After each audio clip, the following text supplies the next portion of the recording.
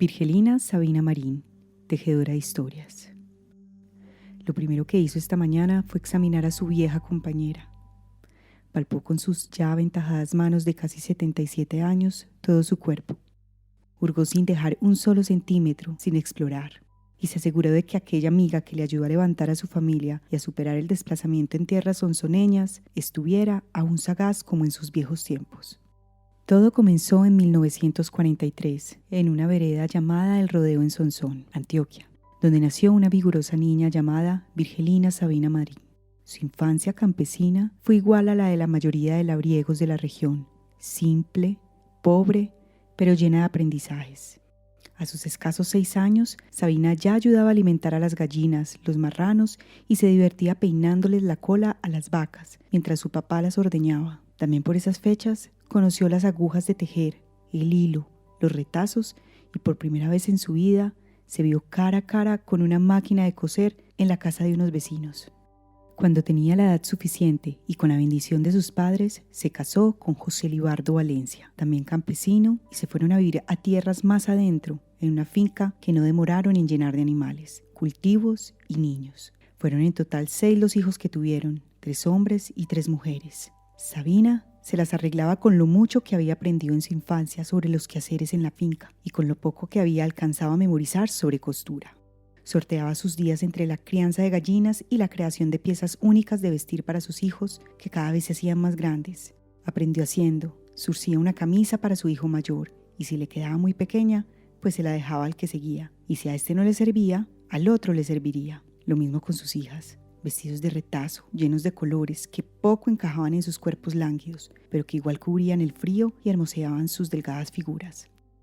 Libardo, al ver que Sabina se hacía cada vez más experta en la creación de sus ropas, incluidas camisas de trabajo y ropa interior, negoció con una longeva campesina la compra de su máquina de coser marca Janome Sewing Machine, que para ese tiempo tenía ya por lo menos unos 22 años de haber sido ensamblada y de estar funcionando. Asimismo conservaba el negro brillante y el dorado de sus letras, que se alzaban a un costado de la misma.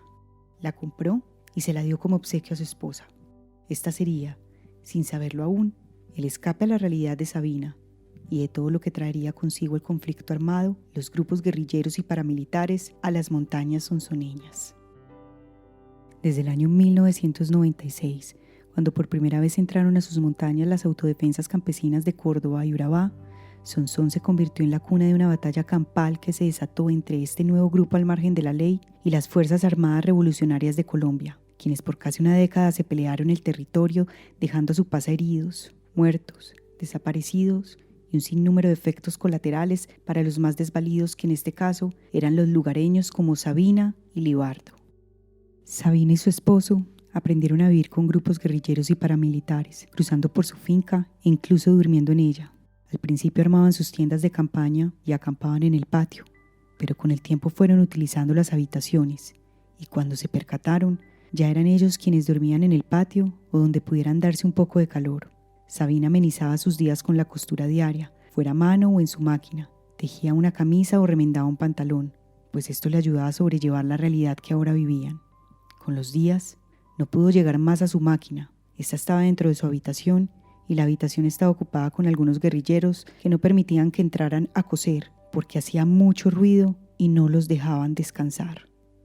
Éramos él y yo no más. La familia toda era casada. Nos vinimos solitos, calladitos, al escondido de todos, porque si se daban cuenta, nos mataban, dice Sabina. Para el 2006, muchos fueron los campesinos que tuvieron que desplazarse en toda Colombia, casi 600 por día, según la Consultoría para los Derechos Humanos y el Desplazamiento. La finca de Sabina y su esposo había sido tomada por guerrilleros de las FARC hacía más de 15 días, los cuales sostenían enfrentamientos con grupos paramilitares regularmente. Habían pasado muchos años desde que el territorio era seguro y habitable. Sabina y su esposo ya habían aguantado bastante, y después de que sus hijos se hubieron casado y realizado sus vidas lejos de ellos, y de pasar ya muchas noches durmiendo en la cochera de una vaca sobre costales tendidos en el piso porque su casa estaba llena de guerrilleros de las FARC, tomaron la decisión de abandonarlo todo: animales, cultivos, ropas, todo, menos la máquina de coser.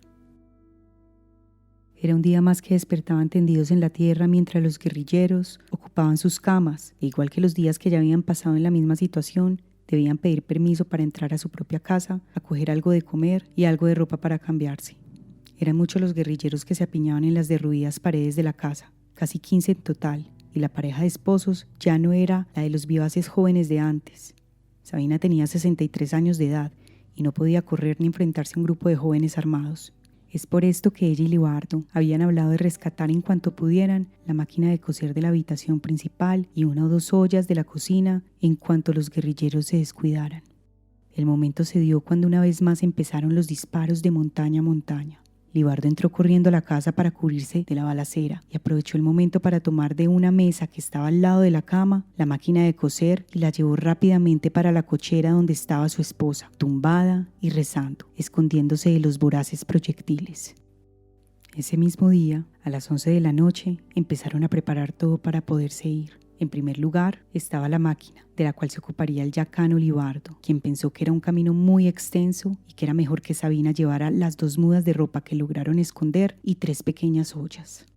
A la 1 de la madrugada, cuando sintieron el silencio funesto que traía consigo la despedida, cogieron todo y caminando casi a rastras, dejaron cada vez más lejos la finca, la casa, los cultivos, la vaca, el ternero, los novillos, el caballo y un cerdo, porque el otro que tenían ya lo habían destazado los guerrilleros días antes. Dejaron todo atrás y siguieron dando tumbos montaña arriba, descansando solo para humedecer los labios. Casi 5 horas después, exhaustos de la travesía, llegaron a la vereda Venteaderos. Una vez allí, esperaron un bus escalera que se dirigía al municipio de Sonsón. Posaron sus espaldas laceradas en las bancas y durmieron hasta que sintieron que se apagaba el gigantesco motor Nissan 205 de la escalera. Se despertaron y nuevamente, costales al hombro, emprendieron camino hacia una desvalijada pero hospitalaria casa que habían comprado no hacía mucho tiempo con la venta de algunos marranos y gallinas. Es que imagínese un campesino llegar acá que un campesino tiene la vida en el campo, en la tierrita, dice Sabina. De ahí en adelante se empezaría a tejer una nueva historia para la pareja de esposos, una muy diferente para cada uno. Cada vez más decaído, Libardo no soportó alejarse del campo. Solo 2 años después de haber entrado al pintoresco pueblo sonsoneño y sumado a sus problemas respiratorios, el miércoles 23 de abril de 2009 murió sin poder regresar a las tierras que lo vieron nacer y que no tendrían la dicha de cobijarlo en la muerte. Sabina, por su lado, se aferró más que nunca a su vieja compañera y día a día se levantaba a tejer, igual que en su vieja finca, ropas muy estrechas o muy anchas, pero ya no tenía para quién coser más que para ella misma. Es así como se aventuró a vestir sus muebles, su cama, su nevera, su pipeta de gas. Tejió tanto que, llegado el punto, no tenía a quien más revestir con sus coloridos y estrafalarios retazos. Ya había llenado la casa con lo que podía. Aunque había perdido sus tierras a su esposo, Sabina era feliz. Le quedaba su pequeña, aunque acogedora casa y unas ganas enormes de levantarse cada mañana a tricotar sobre sus retazos. Y una tarde, cuando una vecina le presentó el grupo de tejedoras por la memoria, mujeres que habían tenido que pasar situaciones parecidas a ella, afianzó aún más sus ganas de vivir. Con ellas aprendió a hacer muñecas, colchas, carteras, sobrecamas, edredones, cojines, blusas, bufandas, tejidos pequeños para poner de adorno en las neveras, bolsos, joyeros, paños tejidos, quitapesares. Estos últimos, pequeños monigotes de colores que vende por 2.500 pesos el par, se han convertido en una de sus principales fuentes de entradas, aparte de los 80.000 pesos que le llegan mensualmente de la tercera edad. También tiene en el patio de su casa 4 regordetas gallinas que de vez en vez sueltan 1 o 2 huevos que vende por 300 pesos a sus vecinos. Como se puede oír, Sabina no es una mujer de lujos, en cambio tiene mucho que le falta si en cuanto a lo material nos referimos. Está bien que tiene una casa que compró con la ayuda de su esposo y a los marranos que engordaba y vendían cuando vivían en el rodeo. También tiene un menesteroso pero vistoso grupo de ollas que ha conseguido para cubrir el espacio de todas las que no pudo traer consigo de su finca. Pero vive sola, apartada no solo de su vereda, sino de sus hijos. Las únicas que le ven danzar con sus hilos y mantas de lado a lado son las 4 voluminosas gallinas y una pequeña perrita criolla llamada Lupita, que ataca la sombra de quienes por allí transitan y que duerme en el regazo de su ama cuando ésta se sienta a bordar.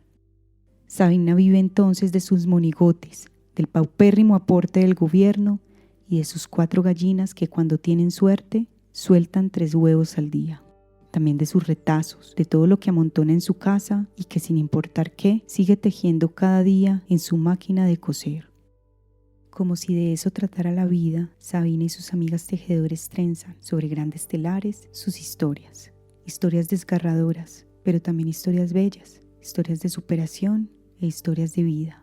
Por ejemplo, Sabina bordó en una de muchas a su preciado caballo, al cual le tocó abandonar a su suerte, confiando en que algún vecino se haría cargo de él. Tejió también su historia de fuga y la de su esposo.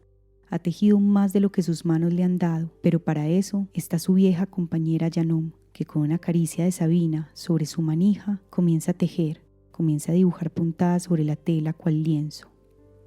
Cada día al amanecer, esta agonista, esta campesina examina, palpa con sus decaídas manos de casi 77 años los engranajes que componen su arcaica máquina de coser. Hurga cada centímetro y se asegura de que aquella que lleva consigo más de 54 años la acompañe en un día más de lucha.